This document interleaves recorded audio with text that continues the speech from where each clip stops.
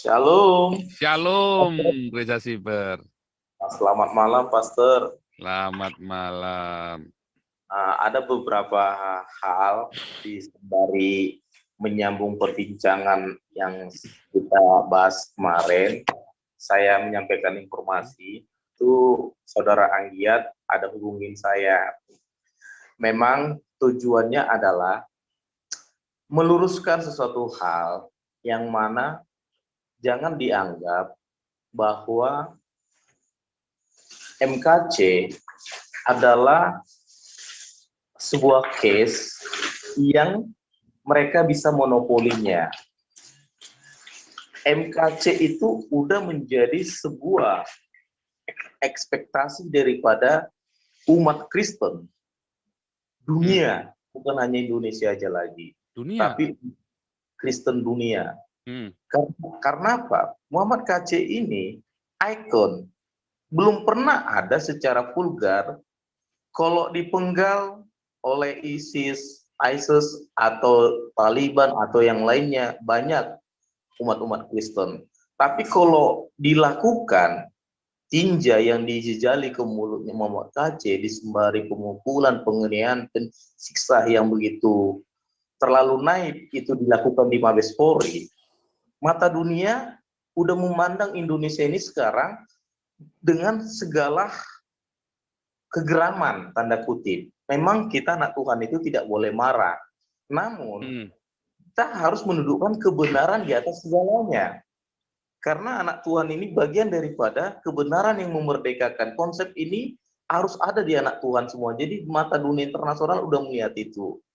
Jadi dasar dari situlah, Pastor, saya harus juga unjuk tampil buka webcam dan meluruskan, jangan ada orang seolah-olah mengkapitalisasi masalah KC ini dengan kuasa yang dia miliki, seolah-olah hanya dia yang memiliki hak atas daripada KC. Kalau itu dalam pemikirannya terlalu dangkal dan terlalu primitif bila berpikiran demikian, siapapun dia.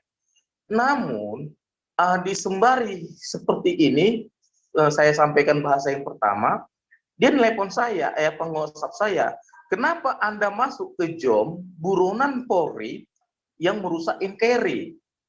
Saya bilang kepada saudara Anggiat, Anda mengetahui penetapan DPO Polri pada tahun berapa?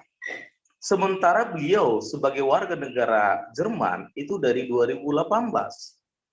Delik tempus daripada dia berbahasa tidak bisa mengena kalau kita menggunakan hukum Indonesia. Anda harus sadar di situ, saya bilang. Kalau tadi penetapannya dia masih di Indonesia, ini delik tempusnya sah-sah aja, walaupun dia pergi ke sana. Namun dia setelah menjadi warga di sana, bagaimana mungkin Anda mau menjerat dia, menjaring dia dengan hukum penistaan di Indonesia yang tidak pernah berlaku di Eropa?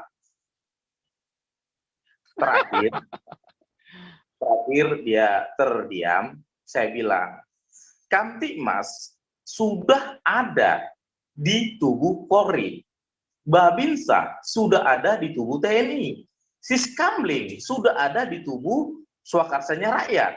Kalau di luar daripada itu hanya pengamat, penyampai aspirasi, dan bukan regulator, bukan eksekutor, hanya LSM saja.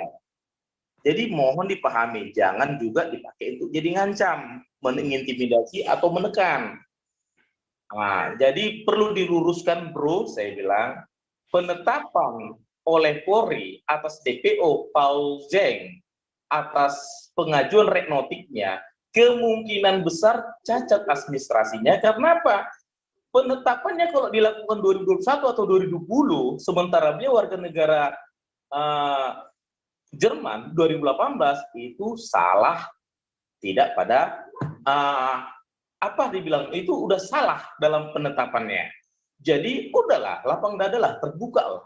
Itu saya bilangkan pastor sama beliau. Jadi sedikit saya masuk masalah ke Muhammad KC. Benar memang PH Anda memiliki kuasa daripada Muhammad KC yang dikuasakan kepada Anda untuk beracara, dan kuasa khusus yang menentukan Anda untuk dapat menangani kasus Muhammad KC sampai kepada upaya-upaya menempuh sebuah namanya konsep keadilan penuh. Namun, Anda melupakan satu titik. Muhammad KC itu atas nama hak asasi manusia, atas nama HAM, baik Indonesia, baik pun internasional, itu sudah menjadi konsumsi bersama seluruh manusia yang di muka bumi ini. Bahkan bila ini memang klimaks penanganannya, bahkan terkesan tertutup-tutup, kemungkinan besar apa yang dilakukan oleh Bang Todung Mulya Lubis dalam menggugat masalah korban PKI ke Jenewa akan terjadi. Terbuka itu. Dan apa yang dilakukan Todung Mulya Lubis kemarin? Menggugat Indonesia. Walaupun pelakunya itu untuk tempo yang masa lalu, tapi karena atas nama bangsa Indonesia, pemimpin presidennya Pak SBY ketika itu, dia menggugat. Dan hati-hati, presiden kita pun bisa tak terpisahkan dari hal tersebut. Kalau ini memang dianggap serius oleh Komnas Internasional HAM PBB. Hati-hati. Bapak KC itu bukan milik Anda eksklusif, tapi sudah dimiliki oleh hak asasi manusia yang ada di muka bumi ini. Makanya saya bilang, saya selaku Kristen, saya juga selaku aktivis juga, merasa miris dan merasa tertantang. Apakah di Indonesia ini tidak ada yang namanya seorang anak Tuhan yang bisa membantarkan Muhammad KC ke rumah sakit? Saya tidak peduli dengan masalah Muhammad KC dalam penanganan masalah penistaan agamanya. Karena saya yakin Muhammad KC melakukan segala sesuatu hal, dia sudah memikirkan segala resiko dan akibatnya. Sudah siap.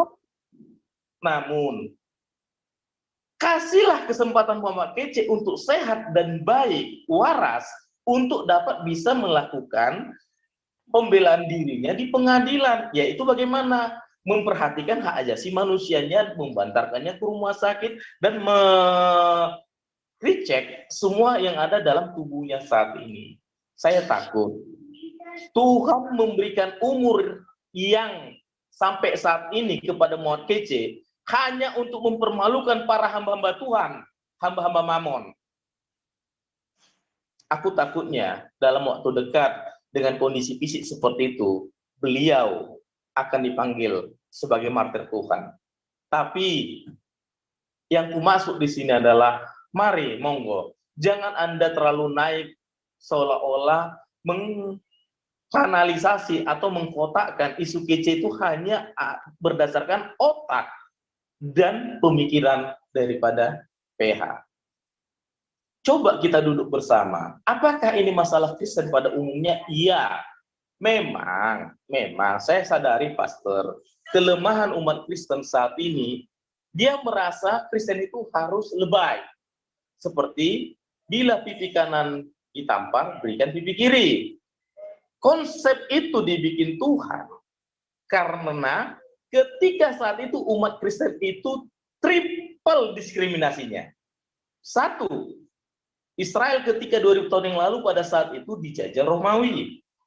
Kedua, Yahudi mengkucilkan daripada kekristenan sesuai yang dalam gereja mula-mula. Ketiga, Farisi Saduki pun mengkucilkannya, jadi triple diskriminasi. Namun kalau itu kita lakukan di saat ini di Indonesia yang disepakati dengan Sumpah Pemuda tahun 28, satu nusa, satu bangsa, satu tanah air, semua sama di mata hukum, hak dan kewajiban. Berarti nggak ada alasan umat Kristen membuat pelepasan pengampunan bagi orang yang merasa tidak pernah bersalah. Contoh, namun kita lepaskan pengampunan kepada dia, dia pun merasa lagi membela agamanya, dia merasa benar. Bagaimana mungkin kita lepaskan pengampunan kepada dia? Tapi ada yang harus kita lakukan, berapologetlah kita tentang kebenaran itu. Saya rasa itu dapat dikantar oleh Muhammad KC. Cuman Berilah kesempatan dia berapologet nanti di pengadilan dengan sehat, baik, termasuk fisiknya. Bagaimana caranya? Tanpa tekanan, tanpa teror, Pak. Benar, Pastor. Baru dibantarkan ke rumah sakit. Kita cek. Pertanyaannya, apakah tidak ada satupun anak Tuhan? Saya yakin Pak Sigit adalah anak Tuhan yang baik. Mohon Pak Sigit, umat Kristen yang lagi resah saat ini, bukan karena mencampuri case daripada penistaan agama yang dilakukan oleh tersangka Pak KC.